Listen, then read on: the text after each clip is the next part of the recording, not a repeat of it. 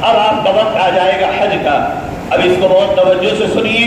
हज के एहराम के वक्त में मैं एहराम बांध के अभी पहले उम्रे वाला एहराम आपको दिखा देता हूँ कि उम्रे का एहराम कैसे बांधे।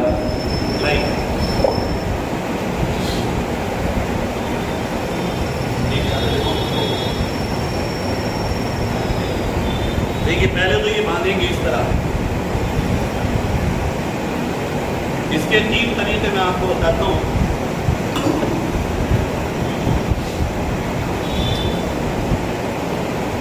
ये यहाँ यूं कर लीजिए,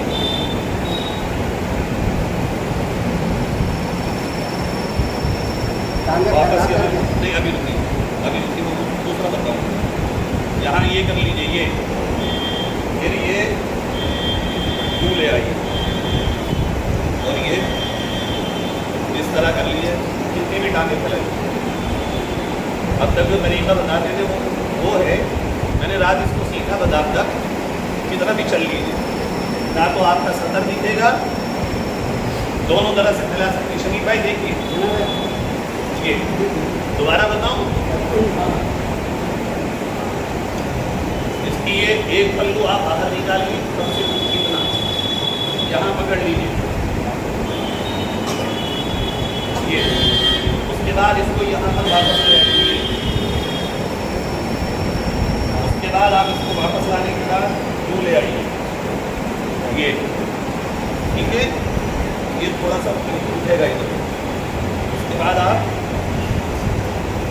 हाथ को बंद करके बांधिए, साथ छोड़ेंगे तो बताइए। ये कितनी भी टांग फैलाइए ना सतर दिखेगा। दूसरा तरीका वो है जो आम तरीका है, आप टांगे फैला लीजिए और इसको बिल्कुल बराबर कर लीजिए।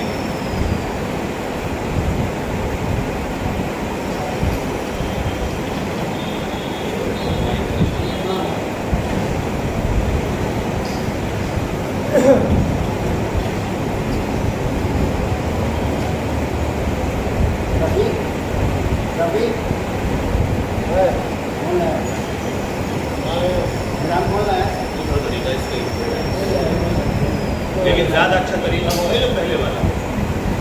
ये हो गया अब तक। तीसरी बार इसकी तरफ लीजिए, ये मिलाइए, बहुत सेफ तरीका देखिए। वापस लाइए, यहाँ करिए, यहाँ करिए, ये बांध लीजिए, यहाँ पे बेल्ट बांध लीजिए।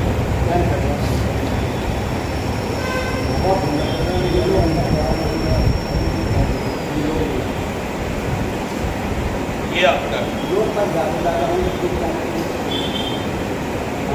जब आप कमरे से भाग के जाएंगे यूँ जाएंगे, मीकात की मस्जिद में पहुंचेंगे, यूँ सर ढक के आप नमाज पढ़ेंगे। जैसे सलाम फेरेंगे सर पे से उतार देंगे। आप जब काबे में दाखिल होंगे और तवाफ शुरू करने से पहले ये कहाँ था, यूँ देखिए, सीधा हाथ ये है मेरा, ये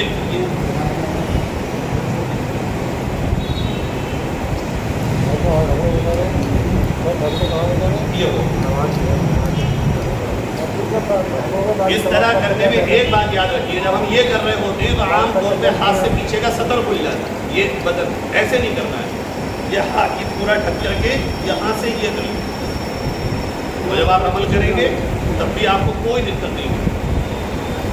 समझ में आ गया?